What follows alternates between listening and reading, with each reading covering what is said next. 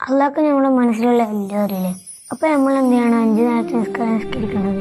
നിസ്കാരം എന്ന് പറഞ്ഞാലേ അത് അള്ളാഹ്ക്ക് വേണ്ടി മാത്രമുള്ളതല്ല, അത് ഞമ്മക്കും കൂടി ഉള്ളതാണ്. ഉദാഹരണത്തിന് എല്ലാ ദിവസവും നമ്മൾ മൊബൈൽ ചാർജ് ആക്കൂലേ? അതെന്തിനാ? മൊബൈൽ ഓണായിക്കാനല്ലേ? അതേപോലെ നമ്മുടെ ഹൃദയവും ആത്മാവും എന്നും ഓണായി നിൽക്കാനുള്ള ഒരു ചാർജിങ് ആണ് എന്ത്? നിസ്കാരം. നിസ്കാരം എന്ന് പറഞ്ഞാൽ അള്ളാഹിൻ്റെ അടുത്തുള്ളൊരു കൽപ്പനയായിട്ടല്ല നമ്മൾ കാണേണ്ടത്. അത് നമ്മുടെ എന്തായിട്ടാണ് കാണേണ്ടത്? ഒരു ഗിഫ്റ്റായിട്ട്, സമ്മാനമായിട്ട്. ആകെ 25 മിനിറ്റ് മാത്രം നിസ്കരിക്കാനുള്ളൂ ഒരു ദിവസം. ആയിരക്കണക്കിന് മിനിറ്റിൽ 25 മിനിറ്റ് അള്ളാഹ്ക്ക് വേണ്ടി നിസ്കരിച്ചു കഴിഞ്ഞാൽ നമുക്ക് കിട്ടുന്ന എന്തൊക്കെ? ഒരു മുഅ്മിനായ മനുഷ്യന് ഇങ്ങനെ നിസ്കരിച്ചു കഴിഞ്ഞാലേ തൻ്റെ എല്ലാ സ്ട്രെസ്സും സങ്കടവും വേദനയൊക്കെ അലിഞ്ഞു പോവല്ലേ? അല്ല, പെട്ടെന്നൊരു നിസ്കാരം ഒഴിവാക്കി കഴിഞ്ഞാൽ അവൻ്റെ ഉള്ളിലുണ്ടാകുന്ന വേദനയൊക്കെ അത് വേറെ തന്നെയല്ലേ?